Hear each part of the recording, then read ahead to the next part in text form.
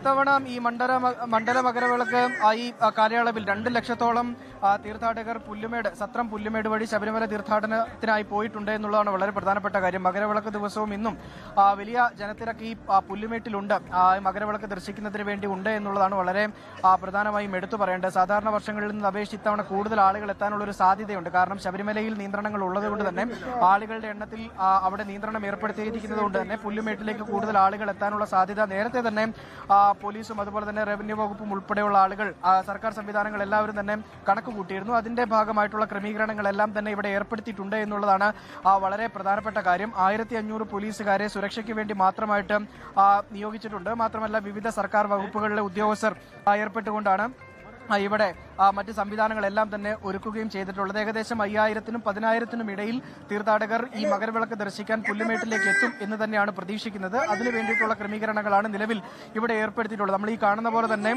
ഇന്ന് രാവിലെ 6 മണി മുതലാണ് പുല്ലുമേട്ടിലേക്ക് കോഴിക്കാനം വഴി മകരവിളക്ക് ദർശിക്കുന്നതിന് വേണ്ടി തീർത്ഥാടകരെ കയറ്റിവിട്ടു തുടങ്ങിയത്. നിലവിൽ ഇവിടെ ഏകദേശം 4000-ത്തിലധികം ആളുകൾ എത്തിയിട്ടുണ്ട് എന്നുള്ളതാണ് പോലീസിന്റെ കണക്ക് പ്രകാരം മനസ്സിലാക്കാൻ കഴിയുന്നത്. കൂടുതൽ ആളുകൾ ഇങ്ങോട്ടേക്ക് എത്താനുള്ള സാധ്യതയുണ്ട്. 6 മണിയോടുകൂടിയും ഇങ്ങോട്ടേക്ക് കയറി വരുന്ന ആളുകൾ എല്ലാവരും തന്നെ പുല്ലുമേട്ടിലേക്ക് എത്തും എന്നുള്ളതാണ് മനസ്സിലാക്കാനും കഴിയുന്നത്. സാധാരണ നമ്മൾ ഈ കാണുന്ന ഈ പ്രദേശത്ത് ഈ 2011-ൽ ഇതിലും കൂടുതൽ ആളുകൾ ഉണ്ടായിരുന്നതാണ്. 2011-ലെ അപകടത്തിന് പിന്നാലെയാണ് ഇങ്ങോട്ടേക്കും ആളുകൾ വരുന്നതിന് ഒരു നിയന്ത്രണം ഉണ്ടായത്. മാത്രമല്ല വാഹന സൗകര്യം ഉൾപ്പെടെ കോഴിക്കാനം വഴി ഇങ്ങോട്ടേക്ക് ഉണ്ടായിരുന്നു. വാഹനങ്ങളിലൊന്നും ഇങ്ങോട്ടേക്ക് ആളുകളെ കടത്തിവിടില്ല.